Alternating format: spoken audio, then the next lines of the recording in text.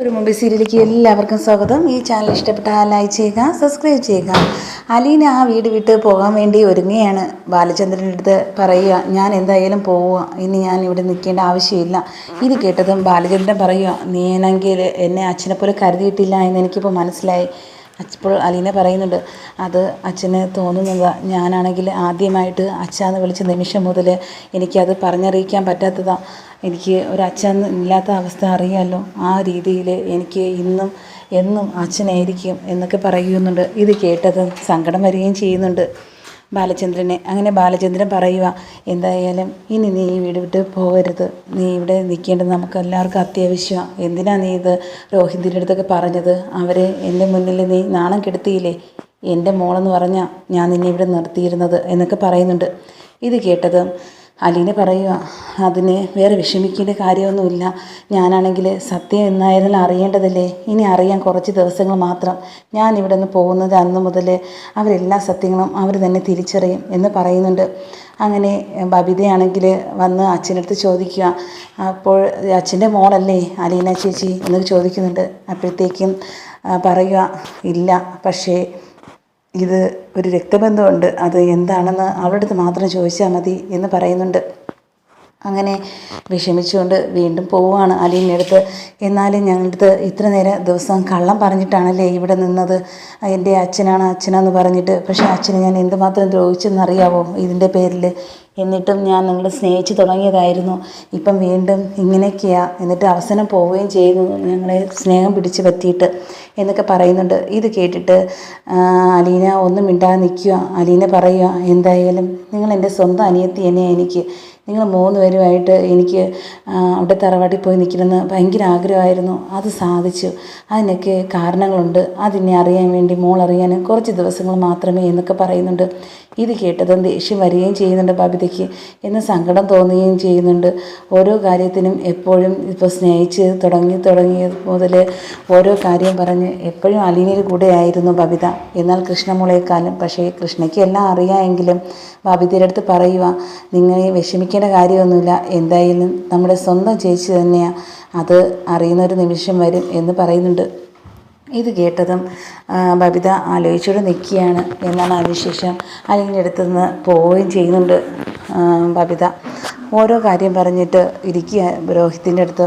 എന്നാലും നമ്മളെ പറ്റിച്ചില്ലേ, ഇനി എന്ത് ചെയ്യാൻ പറ്റും? നമുക്കാണെങ്കിൽ ഓരോ കാര്യത്തിന് തീരുമാനം എടുക്കണമെങ്കിലും അമ്മയായിരുന്നു പണ്ട്.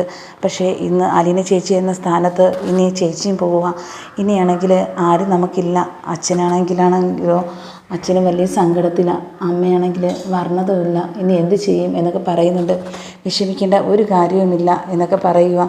എന്തായാലും നമുക്ക് തിരിച്ച് വീട്ടിലേക്ക് തന്നെ പോകാൻ വേണ്ടി ഇനി അമ്മയെ വിളിക്കണം, ഒരിക്കൽ കൂടി പോകണം എന്നൊക്കെ രോഹിത് പറയുകയും ചെയ്യുന്നുണ്ട്.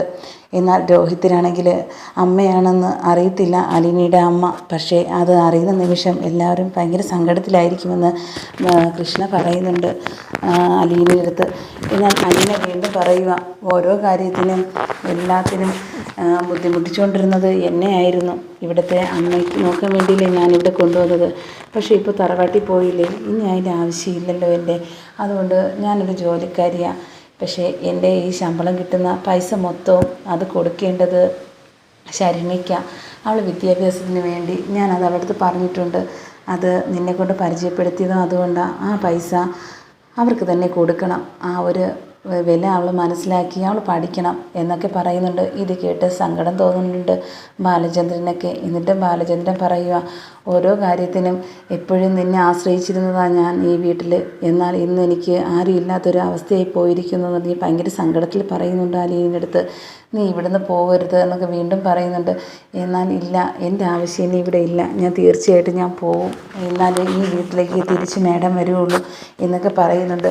ഇത് കേട്ടത് വീണ്ടും അലീനയാണെങ്കിൽ വീണ്ടും വിളിക്കുകയാണ് മനുവിനെ.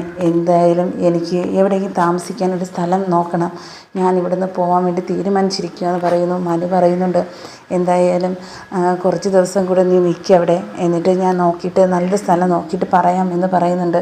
ഇത് കേട്ടതും പറ്റില്ല, എനിക്ക് 2 ദിവസത്തിനകത്ത് തന്നെ എനിക്ക് പോകണം, അത് ഞാൻ തീരുമാനിച്ചതാണ്, അതിനാണ് ഏറ്റവും നല്ലതെന്നൊക്കെ പറയുന്നുണ്ട്. മനു പറയുക, ഞാൻ അന്വേഷിച്ചിട്ട് പറയാമെന്ന് പറഞ്ഞ് മനു വയ്ക്കുന്നുണ്ട്. എന്നിട്ടും മനു പറയുക, നീ പോവേണ്ട കാര്യമൊന്നുമില്ല, അല്ലെങ്കിൽ തറവാട്ടിലോട്ട് വാ എന്നൊക്കെ പറയുന്നുണ്ട്. അതിൻ്റെ ആവശ്യമൊന്നുമില്ല, അതൊക്കെ സമയമുണ്ടല്ലോ, ആദ്യം ഇപ്പോൾ മാഡം ഇവിടെ വരണം, അതാണ് എൻ്റെ ഒരു ആഗ്രഹം എന്നൊക്കെ പറയുന്നുണ്ട്. ഇത് കേട്ടിട്ട് മനു ഫോൺ വെച്ചിട്ട് ശിവൻ്റെ അടുത്ത് പറയുക, എന്തായാലും അലീനയ്ക്ക് താമസിക്കാൻ ഒരു സ്ഥലം കണ്ടെത്തണം, അല്ലെങ്കിൽ ഒരു പുതിയ ജോലി എന്നൊക്കെയാണ് പറഞ്ഞിരിക്കുന്നത്. എന്തെങ്കിലും ഒന്ന് ചെയ്തേ പറ്റുള്ളൂ, നമ്മുടെ ആലിയുടെ മോളല്ലേ എന്നൊക്കെ ശിവൻ്റെ അടുത്ത് മനു പറയുന്നുണ്ട്. ഇത് കേട്ടിട്ട് ആലോചിച്ചുകൊണ്ട് നിൽക്കുകയും ചെയ്യുന്നുണ്ട് ശിവൻ. എന്നിട്ട് ഇത് കേട്ടുകൊണ്ട് നിൽക്കുക വൈജയന്തി. എന്നിട്ട് വൈജയന്തി ആണെങ്കിൽ പറയുന്നുണ്ട്, എന്താ, ആരാ ഫോൺ വിളിച്ചത്, ആരെക്കുറിച്ചാണ് ഭയങ്കര വിഷമത്തിൽ നിൽക്കുന്നത്? ഇല്ല, നീ നിൻ്റെ വീട്ടിൽ നിന്നാണ് വിളിച്ചത്, നീ പോകുന്നില്ലെന്ന് ചോദിക്കാൻ നിൻ്റെ മക്കളാണ് വിളിച്ചത് എന്ന് ശിവൻ പറയുന്നുണ്ട്. ആണോ, അവൾ പോയെങ്കിൽ ഞാൻ പോവും, അതും എൻ്റെ അടുത്തൊന്ന് മാപ്പ് പറയണം ബാലചന്ദ്രൻ, എന്നിട്ട് എന്നെ വിളിച്ചുകൊണ്ട് പോകണം അവൾ പോയത്, എങ്കിൽ മാത്രമേ ഞാൻ വീട്ടിൽ പോവുള്ളൂ എന്ന് പറയുകയും ചെയ്യുന്നുണ്ട് വൈജയന്തി.